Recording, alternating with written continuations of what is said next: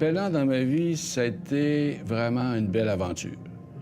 Personnellement, je n'ai pas connu Alfred Pellan. Je l'ai peut-être croisé une fois de loin, mais j'ai connu Madeleine Pellan, qui était une femme remarquable et qui a survécu à Alfred pendant plusieurs années. Alfred est mort en 88 et Madeleine est morte en 2010.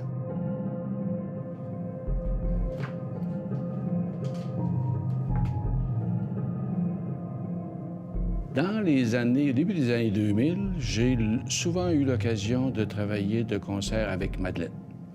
Un des projets que je caressais, c'était d'éventuellement sécuriser, voire acquérir la maison atelier qu'avaient habité Alfred et Madeleine Pellan. C'était un endroit magique, extraordinaire, façonné par Pellan et qui portait encore, plusieurs années après sa mort, son empreinte. Des maisons d'artistes au Québec, on n'en a pas 50. Alors, mon rêve, c'était éventuellement de sécuriser ça et de sécuriser aussi le contenu d'une voûte qu'Alfred Pellan avait fait aménager dans cette même maison traditionnelle, une maison qui datait des années 1840. Il avait fait faire une voûte sécurisée pour pouvoir mettre ses dessins, ses bricolages, ses collages, un tas de trucs qui avaient été le témoignage de son imaginaire au quotidien.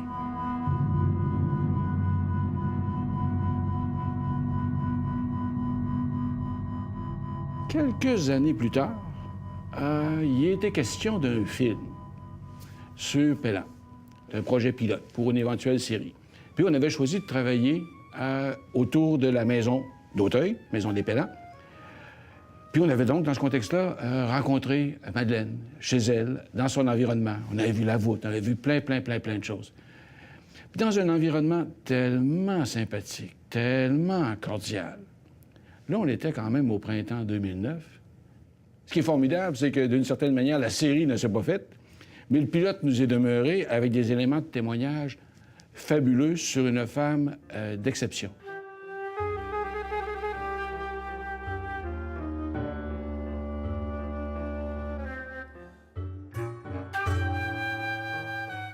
Dans quelle mesure cette maison-là, vous l'avez façonnée ou Pellan l'a façonnée? Bien, je pense qu'on était un petit peu naïfs quand on a acheté la maison parce qu'on ne s'est pas rendu compte dans quel état elle était. Et ça a été une longue aventure. Une longue aventure. On a eu un coup de foudre pour cette maison-là, comme on peut avoir un coup de foudre pour une personne. Puis après quelques temps, on s'aperçoit qu'elle a quelques défauts. Mais quand même, on y était attachés, puis je pense qu'on n'avait pas beaucoup de choix parce que, vous savez, quand un père déménage avec tout son matériel, on ne peut pas changer de domicile tous les ans. Là. Alors, on a fait avec ça, mais on était quand même très attachés à la maison. On avait un plan pour la restaurer et tout ça, et on y est arrivé avec les années, la persévérance, et on n'a jamais regretté quand même. Mais c'est une grande aventure. Ça a l'air petit, c'est une petite histoire de vie, mais c'était énorme dans le fond.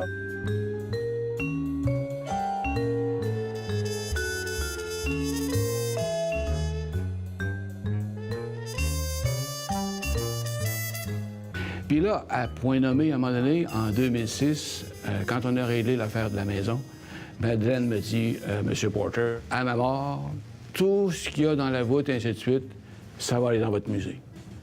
J'étais très triste en septembre 2010, quand Madeleine est disparue. Mais quelques mois plus tard, j'ai su que c'était une femme de parole. Alors, tout ce qu'elle avait promis qu'elle donnerait au musée, c'était sur son legs testamentaire. Ça a pris une couple d'années pour que le musée inventorie tout ça, prennent la mesure de tout ça. Et puis, il y en avait pour plus de 6 millions de dollars. C'est quand même incroyable. Puis là, maintenant, ça appartient au musée, ça appartient à tout le monde.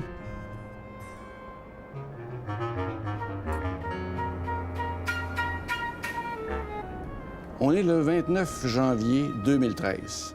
Où? À la réserve de la capitale nationale à Québec, dans une des nombreuses salles qui abritent des trésors. Mais ici, un trésor particulier, grâce à un legs fabuleux consentie par Madeleine Pelland, des choses qu'on n'avait pas soupçonnées. C'est comme si on était rentré dans l'univers mental de Pelland avec tous ses rêves, toutes ses réflexions, tous ses projets. Là, Evelyne, là, dans le stock qu'il y a ici, là, où est-ce que le stock particulier à Pelland? En fait, c'est environ l'entièreté de la réserve ici. Tout le meuble qui se retrouve ici sont des œuvres de Pelland. Les archives, il y a plusieurs archives qui se retrouvent de ce côté-là, donc tout le fonds d'archives, parce que oui, il y avait le fonds d'œuvres d'art qu'on a eu, que Mme Pelland a constaté, mais il y a aussi tout les archives, donc les photographies, les découpures de journaux, les inventaires de l'artiste aussi, qui l'a fait avec Madeleine, les estampes également. On a tout le fonds d'estampes que Madeleine conservait. Mais ça, c'est pas courant d'avoir autant de matériel sur un artiste. Non, parce que là, on a comme... exceptionnel. Ouais, c'est comme une entièreté là, Oui. de témoignages. Les historiens d'art, les muséologues ont une responsabilité à l'égard des artistes qu'ils doivent servir. Faire en sorte que leur œuvre soit mise en lumière, qu'elle soit transmise, qu'elle soit sécurisée, qu'elle soit vue, qu'elle soit diffusée, publiée, exposée, etc. Puis, dans cet exercice-là, vous avez aussi toujours un passage de l'individuel vers le collectif. Alfred Pelland, sa veuve, un directeur général de musée qui devient président de fondation. Après ça, une autre génération, d'autres conservateurs, d'autres mondes. Au fil de cet exercice-là, il y a plusieurs personnes qui sont intervenues. Mais il y a comme un continuum particulier dans le cas qui nous occupe, puisque le Musée national des beaux-arts du Québec, c'est le musée de référence Pelland. Pour l'entrée en matière, on a pensé vous présenter l'opération qui avait été faite en octobre 2010. Nous étions une équipe qui sont allés à la maison Atelier Pelland. Ici, on voit une vue de la voûte de la maison Pelland, qui est une annexe à la maison qui avait été construite au début des années 80 pour préserver du feu, de la sécurité, l'ensemble des œuvres qui étaient encore en possession d'Alfred Pelland et de Madeleine Pelland. Alors, à l'intérieur de la voûte se trouvaient les archives, les objets, ainsi que les peintures, les dessins. On avait vraiment un éventail de tout ce qu'on peut retrouver au niveau du legs. Et c'était très bien organisé, comme vous pouvez voir. Il y avait des sections, mais il y avait aussi comme une exposition qui était présente à travers les différentes sections de la voûte. Parce que tout ça, c'est en fait la mise en place que Alfred Pelland et Madeleine ont fait eux-mêmes dans cette voûte-ci. Donc, c'est pas le musée qui a aménagé tout ça. Ben, vous voyez une autre vue avec des objets, les masques que vous connaissez probablement, qui ont été montrés à quelques reprises, photographies, des souliers. Avec des éléments d'archives qui étaient intégrés. Quand Madeleine Pelland recevait des gens, alors elle leur faisait visiter évidemment la voûte, mais il y avait aussi différents documents d'archives qui étaient importants pour le couple ou pour elle, qui étaient significatifs, qui étaient installés à travers les différents objets et peintures. Ça, Madeleine, c'était quoi, ça, ici, là? Ça, c'est surréaliste, pas vrai? Ah, ça, c'était dans ma salle de bain au-dessus du cabinet. Et puis, elle fait ça. C'est hallucinant. Alors, on ouvrait ça, et puis il y avait une photo, pas porno, mais en tout cas, disons, oui, c'était... il n'y en a plus, là.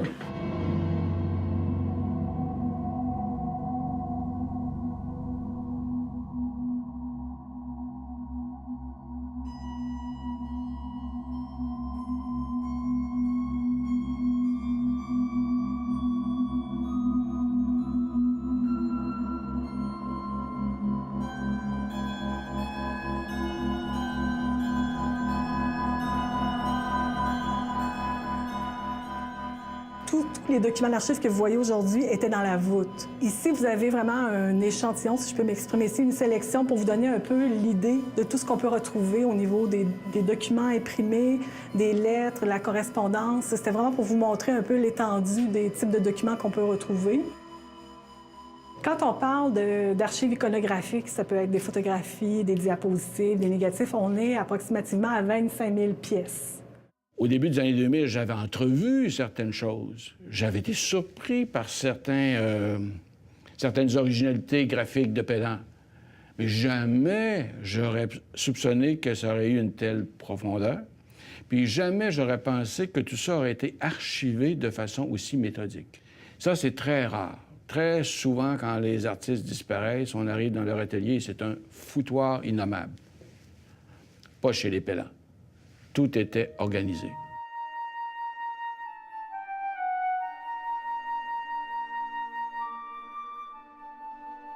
C'est le fonds d'archives de Madeleine et Alfred Pellan. Les deux sont créateurs du fonds parce que Madeleine, après le décès d'Alfred Pellan, va continuer à nourrir les différents dossiers, l'information qu'elle collige sur Alfred Pellan.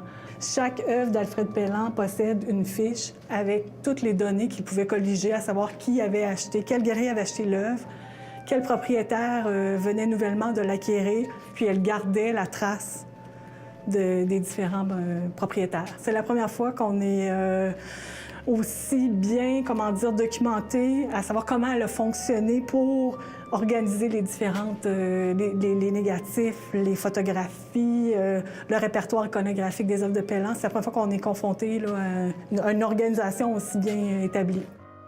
Et son plus ancien tableau, peint quand il avait 14 ans, Les Fraises. Les Fraises, un petit tableau déjà magique, plein d'inventions, plein de vivacité, de couleurs dans la touche et tout.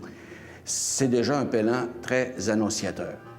Évidemment, on ne se surprendra pas que Pellan veuille entrer à l'École des Beaux-Arts de Québec, la nouvelle École des Beaux-Arts de Québec. Il y entre, il a 15 ans, avec la permission spéciale de son père. Il apprend très vite, il connaît plein de succès, il remporte plein de prix. Il va être de la première promotion de l'École des Beaux-Arts. Et là, il a 20 ans quand il remporte une bourse pour aller étudier à Paris. Et naturellement, à Paris, il était un petit peu bousculé parce qu'il s'apercevait qu'il y avait autre chose qui se passait dans le monde de l'art. Hein? Et ça a été pénible pour lui. Il a fait comme une espèce de dépression, là. Parce qu'il s'est dit, mon Dieu, tout ce que j'ai appris, il faut que je recommence à neuf, tout ça, vous savez. Puis il y avait des artistes qui étaient tellement extraordinaires à ses yeux, comme Picasso, vous savez, c'est pas facile à voir comme modèle. Hein? On peut être facilement impressionné, influencé par le cubisme. Il faut le digérer, puis il faut se trouver à travers tout ça. Alors, c'est ce qu'il a fait. Et puis, il a beaucoup appris aussi, peut-être pas à l'École des Beaux-Arts, mais dans la vie, là, parce que Paris, à l'époque, c'était l'effervescence, la belle époque. Il est arrivé là en 26. Et il a appris en côtoyant ces êtres-là, dans les musées, en observant dans les musées comment les artistes arrivaient à obtenir telle chose.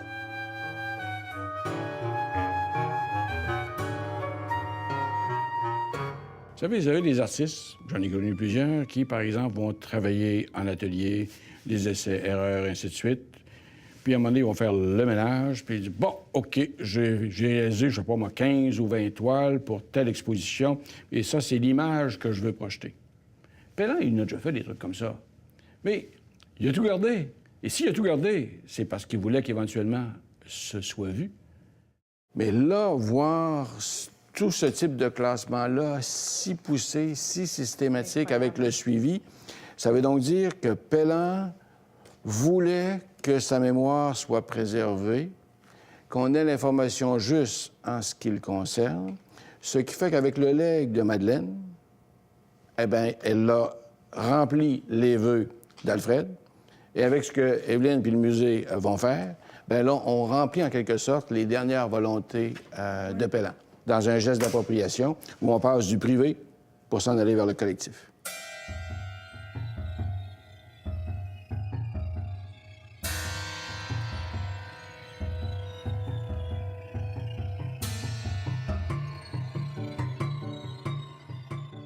Notre projet arrive en phase 2 d'exposition autour de du grand atelier d'Alfred Pellan, puisqu'une fois que ce contenu a été identifié, on a été en mesure de se dire c'est quand même extraordinaire ce qu'il compose, aussi bien des photos, de la correspondance, que des esquisses préparatoires ou des objets beaucoup plus intimes ou ludiques. Et donc, comment on restitue, comment on partage ce formidable contenu qui a été légué au musée. Évidemment, un des défis dans cette mise à disposition, c'est de capturer l'essence de l'homme, l'essence de l'artiste qui était Pellan, et de le restituer dans toute son ampleur, mais aussi dans toute sa complexité, dans toutes les facettes en fait, qui composent le legs.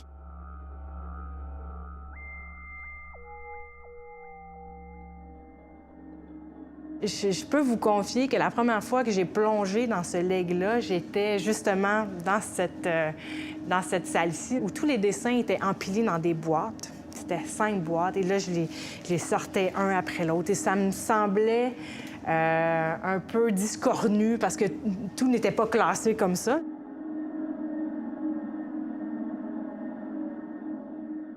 D'avoir accès à un leg d'une telle ampleur et un leg d'un artiste d'une si grande envergure avec des œuvres qui n'ont jamais été étudiées ni même explorées. Donc, faire le travail fondamental en tant que tel, ça m'apparaît très rare puis je me considère très privilégiée de pouvoir me plonger dans cet univers-là. Ce n'est au cours du temps, depuis 3 ans où je côtoie ces œuvres-là, que je suis capable de me faire une tête là-dessus.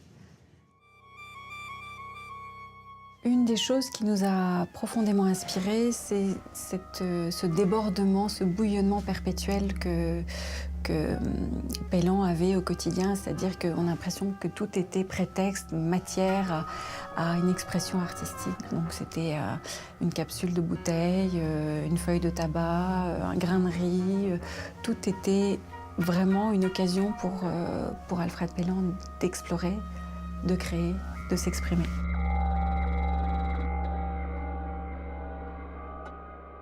Là, on est dans l'atelier de Pellan. Il y a, je ne sais pas combien d'outils, pas seulement les outils du dessinateur et du peintre, mais également toutes sortes d'autres outils. Oui, il y en avait plus que ça, même on s'est débarrassé, c'était énorme. Hein? J'aurais pas dit, des cirons, des trucs comme ça. Là, ça prenait beaucoup de temps. Et puis, écoutez, il a toujours aimé. C'était à l'École des Beaux-Arts, ça on le laissait bricoler dans les ateliers de moulure.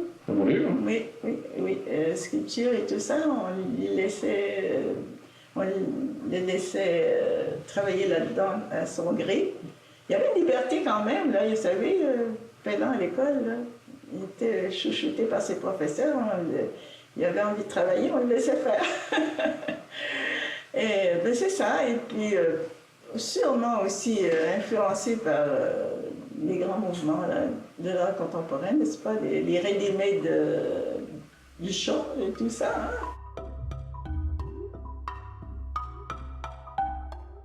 C'est en fait la maquette de l'exposition Pellan, le Grand Atelier. Avant d'arriver à ce résultat-là, la maquette a dû changer au moins une 15aine de fois.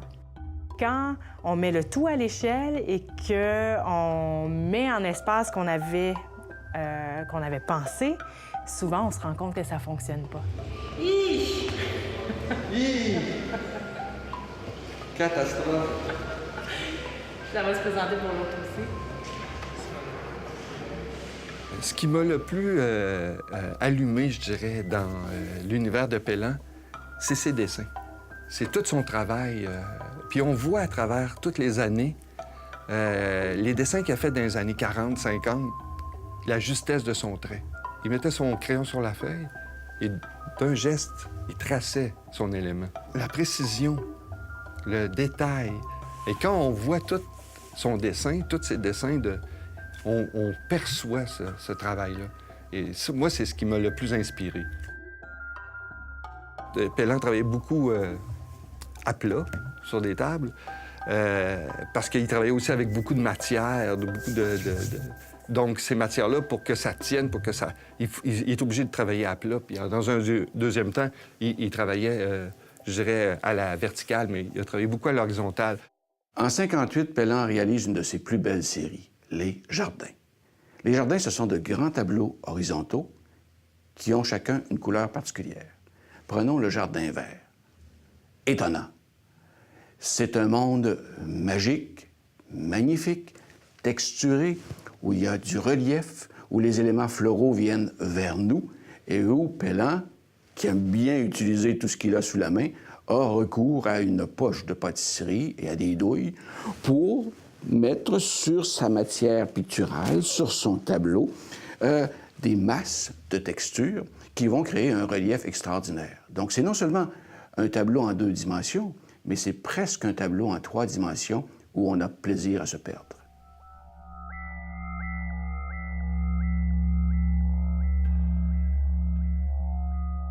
En fait, il y a un espace qui est proposé au cœur d'une des salles d'exposition, la première salle pour le visiteur.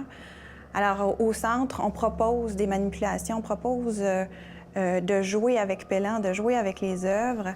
On trouvait que c'était propice à inclure dès le départ de la conception d'un projet d'exposition, la médiation. C'est pas dans toutes les expositions qu'on pourrait, non pas se permettre, mais que ce serait aussi cohérent qu'avec Pellan. Pellan, il a touché à tout. Il a fait tant du dessin que du découpage, que... en fait, tout ce qui l'entourait, Pellan, tout devenait Pellan. Sa maison est devenue lui-même. On doit avoir ce regard, un regard peut-être parfois que les enfants ont plus facilement de voir les choses autrement, de ne pas essayer de comprendre au premier degré, mais de s'élever pour... je pense que Pellan avait ça. C'était un artiste, un penseur, puis il voyait les choses autrement. Puis je pense que ça, c'est très, très inspirant. Puis là, c'était toute la récupération, là. Ben oui, ben c'est... Il y a du stock qui venait de votre cuisine, là. Ben, la banane, elle a été moulée quand même. Bon, quand même. Oui, il y a des choses qui sont moulées. Il y a des Ça, malaxeurs. ce sont des outils de modeleur, là, ici. Oui, là. oui. Oui. Comme Ben, mobile, là. Regardez la roue, c'est Oui. la roue de ma machine à coudre. Singer, n'est-ce OK. pas? Est-ce qu'il les a faites sur plusieurs années ou de façon assez concentrée? Quand il commençait, là, il dormait quasiment plus le matin jusqu'au soir. Il ne fallait pas le déranger. Il était pris dans une envolée. Et il faut le citer. Parlant de ses étudiants, il disait, c'était en 1962, « J'éveillais l'attention, je semais l'inquiétude, j'encourageais la recherche. Les étudiants apprenaient à voir, à s'interroger, à découvrir, à créer. »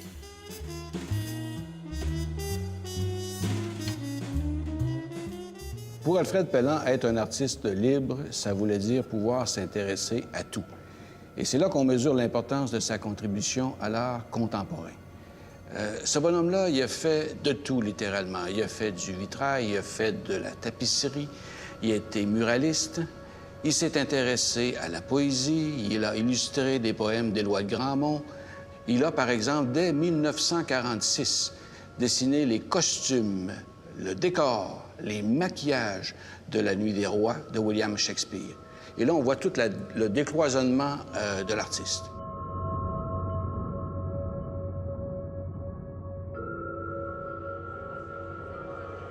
Quand Pellan est revenu de Paris, jamais le Québec avait vu autant d'œuvres inspirées de l'école parisienne. Jamais les gens n'avaient eu accès à un travail aussi moderne dans la façon de traiter la couleur, dans la façon de traiter les sujets. Pour ça, Pellan a eu un effet choc sur la communauté artistique. Quand on arrive à un vernissage comme celui de ce soir, c'est un sentiment d'aboutissement extraordinaire. Parce que là, on se dit que là, on a fait notre job par rapport à un artiste, par rapport à sa muse, qui a fait en sorte que ces trésors-là ont été conservés.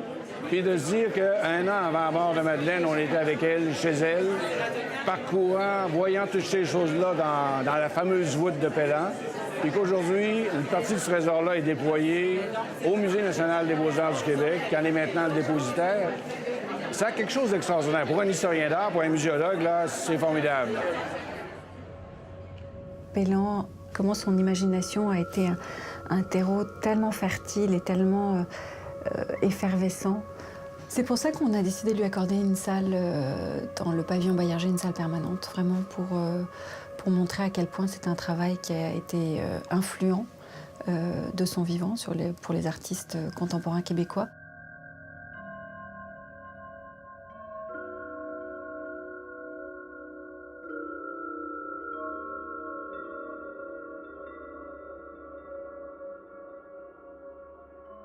Ce qui est extraordinaire suite au legs Pellan, c'est qu'on a pu, avec ça, sécuriser une tranche essentielle de la vie quotidienne d'un couple d'exception.